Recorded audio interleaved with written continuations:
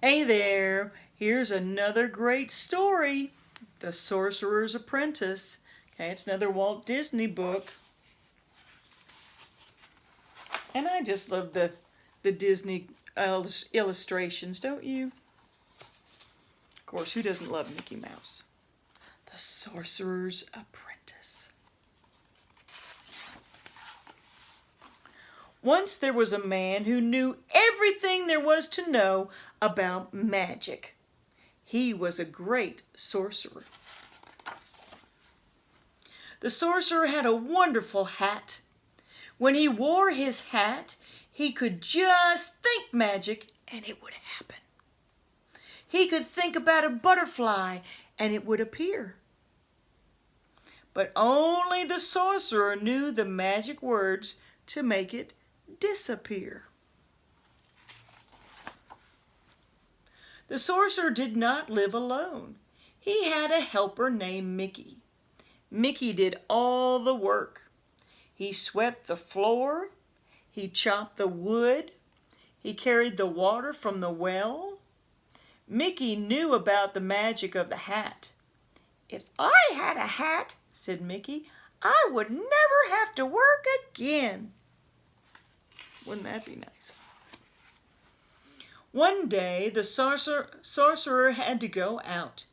Mickey was alone at last, and there on the table was the sorcerer's magic hat. "Now I can be a sorcerer," said Mickey. He reached for the magic hat.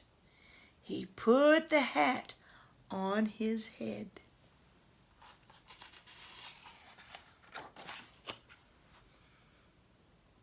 An old broom was standing by the wall. "I will put a spell on that broom," said Mickey. He did what the sorcerer always did. He pointed his fingers at the broom, and the broom began to move. The broom grew 2 feet. It grew a right arm, and then a left arm. "Broom!" commanded Mickey. "Pick up those buckets." The broom did just what Mickey said. "Go up the steps," said Mickey. The broom went up the steps. "Fill the buckets," said Mickey. The broom filled the buckets. "Bring them back," said Mickey. The broom brought them back. "Pour the water," said Mickey. The broom poured the water. Mickey danced around the room. "Magic is easy," he cried. "I will never work again." Then Mickey sat down in the sorcerer's chair. "Work, broom, work," he said. While the broom went on filling buckets and pouring water, Mickey fell asleep. He dreamed he was the greatest sorcerer in the world. Suddenly, something cold and wet woke him up. It wasn't Scooter. It was a splash of water. Another splash knocked Mickey out of the chair. Water was everywhere. The broom was flooding the room.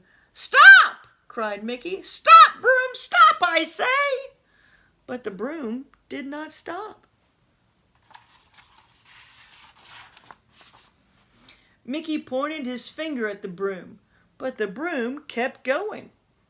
He held out his arms, but the broom pushed him down. He grabbed the bucket, but the broom held on tight. Wasn't there any way to stop the broom? The axe!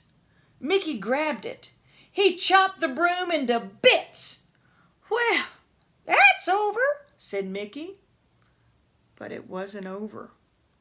Something strange was going on. The bits of wood began to move.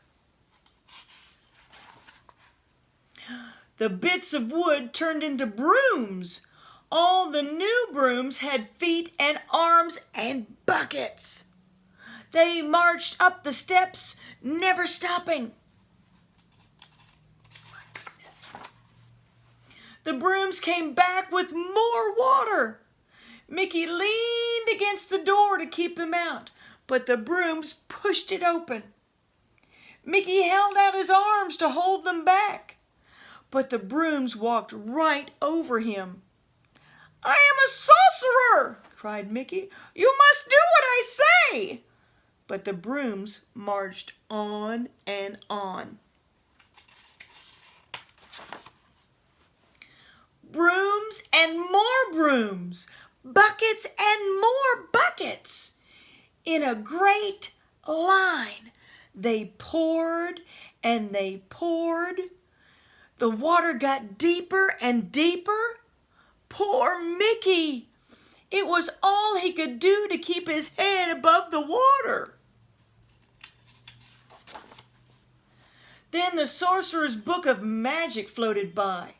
Mickey grabbed it. Page after page, Mickey looked for the magic words that would stop the brooms. But the water began to whirl. Mickey couldn't read the words.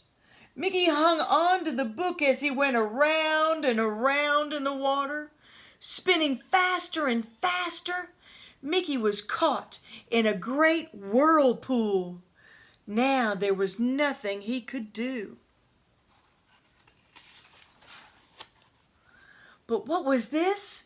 A great dark shadow on the wall. The sorcerer had come back. He knew at once what Mickey had done. He raised his arms and roared a great command.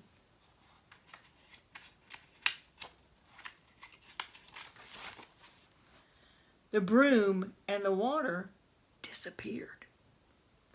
Just one broom was left, and it was the old broom standing by the wall. The sorcerer was frowning. He looked down at Mickey. Mickey took off the sorcerer's hat. Very carefully, ever so neatly, he made it look nice again. Then he gave the hat back to the sorcerer. "Just a little magic trick," said Mickey. But the sorcerer did not laugh.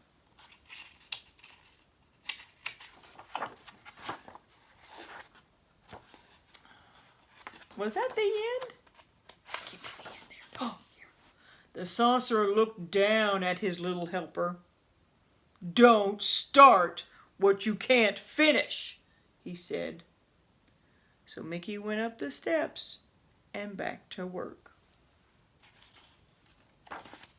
And that's the end of that. All right, I'll see you next time.